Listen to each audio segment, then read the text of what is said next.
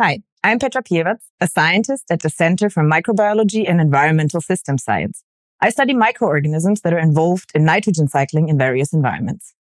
Hi, I'm Lucia Fuchs-Lueger and a colleague of Petra at the Center for Microbiology and Environmental System Science.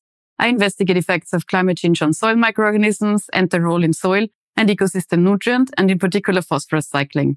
After watching this video, you will be able to describe how the nitrogen, phosphorus and carbon cycles are connected. You will also be able to understand the effects of fertilizer use on nutrient cycles and the environment. You will learn about strategies to improve nutrient use and reduce pollution. We will also show you some evidence that we as humanity crossed some of our planet's resource boundaries, but also some possible ways forward. Most of you probably know that nitrogen is the most abundant element in Earth's atmosphere.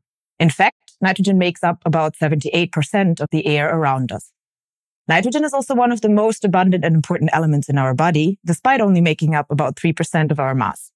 But that's just because most of our body is water. However, like water, nitrogen is essential for life because it is a key component of the essential building blocks of life, nucleic acids and proteins. And while nitrogen is so abundant all around us, that's unfortunately of little direct use to us because the form in which it's present in the atmosphere as dinitrogen gas is not accessible to most organisms. This nitrogen form is what we call non-reactive or non-bioavailable. So how do we get from atmospheric nitrogen to the nitrogen forms in living organisms? Well, you might have guessed the answer because I'm here as a microbiologist talking to you about it. It's with the help of microbes. Or better said, predominantly microbes. The favorite bioavailable nitrogen form for most plants is ammonium. And there's two natural ways to turn dinitrogen gas into ammonium: lightning and microbial nitrogen fixers.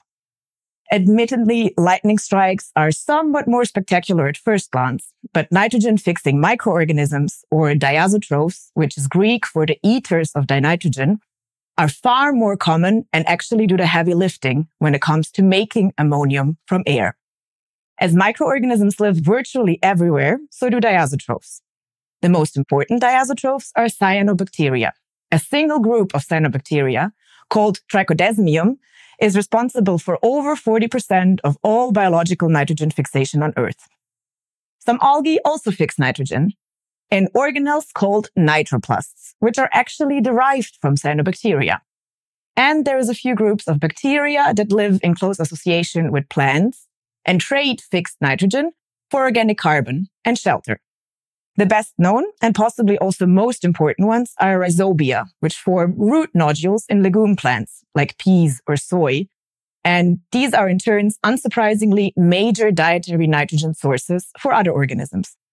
So I now have spent all of this time talking about nitrogen fixation. But actually, this process is just one part, only one arrow in a very complex, almost exclusively microbially driven cycle of nitrogen in the environment. And I will tell you more about some of the other processes later. As Petra already said, some elements are essential for all living organisms.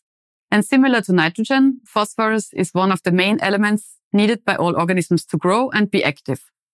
It is found in all living cells and in many molecules, such as DNA or in membrane lipids.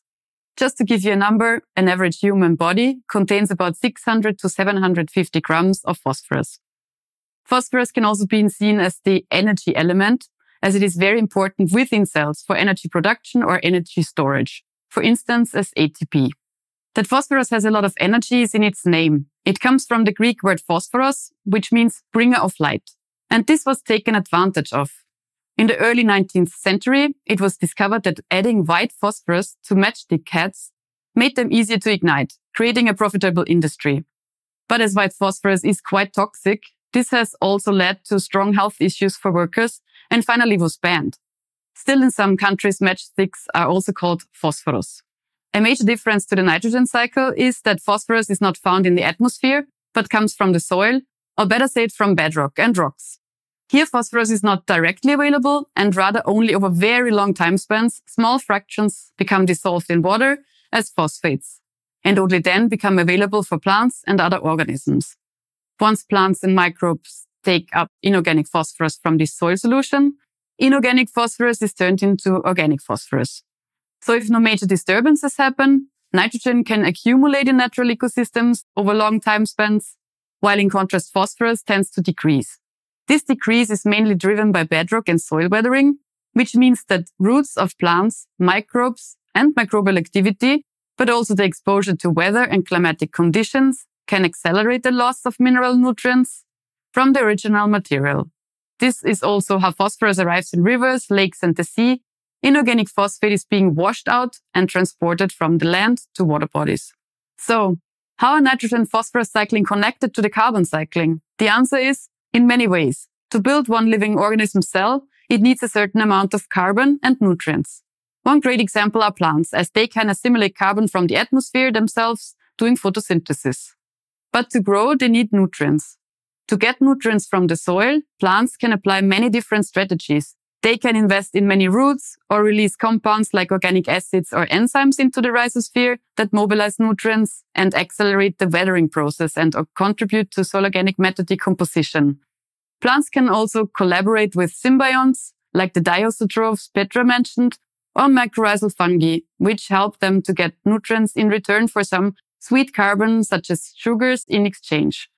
Those investments by plants in nutrient uptake can come at some carbon cost, and plants may not grow to their full potential as under optimum conditions. Especially in agricultural settings, such low yield of plant production has been interpreted often as nutrient limitations of plants. For the longest time, agricultural systems were dependent on natural fertilizers.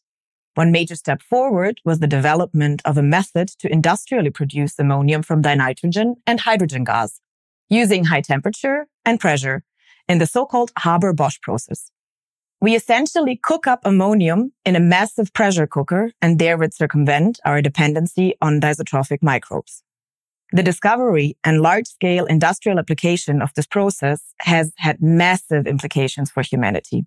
Today, we every year industrially fix as much nitrogen as all diazotrophs and all lightning fix combined.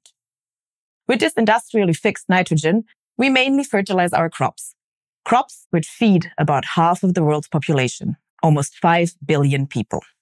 So where does phosphorus for fertilizers come from? As I already mentioned in the beginning, phosphorus originates from bedrock and is very patchy distributed on our planet. All phosphorus we need for fertilizers or other applications needs to be mined and distributed, and very important, the stocks of phosphorus on our planet are not endless. The largest share of 77% of the global phosphorus reserves are in Morocco and Western Sahara, followed with 6% by China and around 3% in Algeria, Syria, South Africa and Jordan each. Since the 1950s, phosphate rock-derived fertilizer production increased significantly. Africa and the Middle East are the key exporting regions, accounting for more than 80% of the world's total exports. Western Europe and Latin America, together with India, are the main importing regions.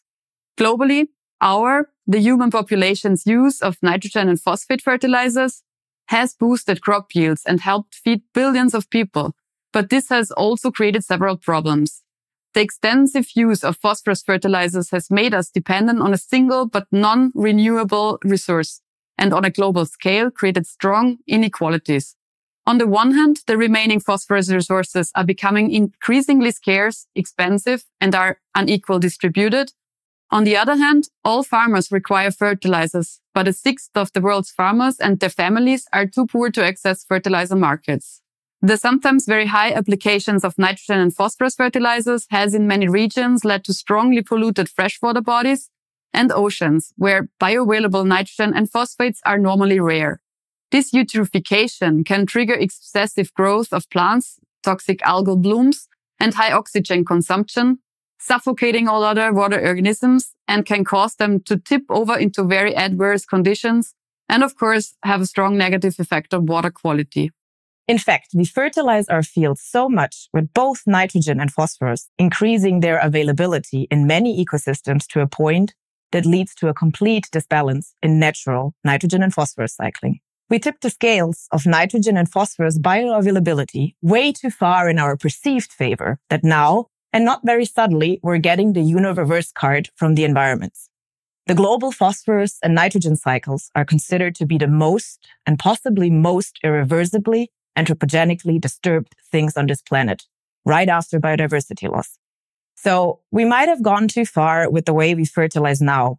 But of course, not all hope is lost. Scientists around the globe, including Lucia and myself, research many different ways to improve the efficiency of phosphorus and nitrogen fertilizer use. I, as a microbiologist, for example, investigate microorganisms that convert the ammonia and urea added as nitrogen fertilizers to soil to other nitrogen forms that are less available to plants or easier lost to groundwater and the atmosphere. By investigating how exactly such microbes live and breathe, we're also learning how to manipulate them.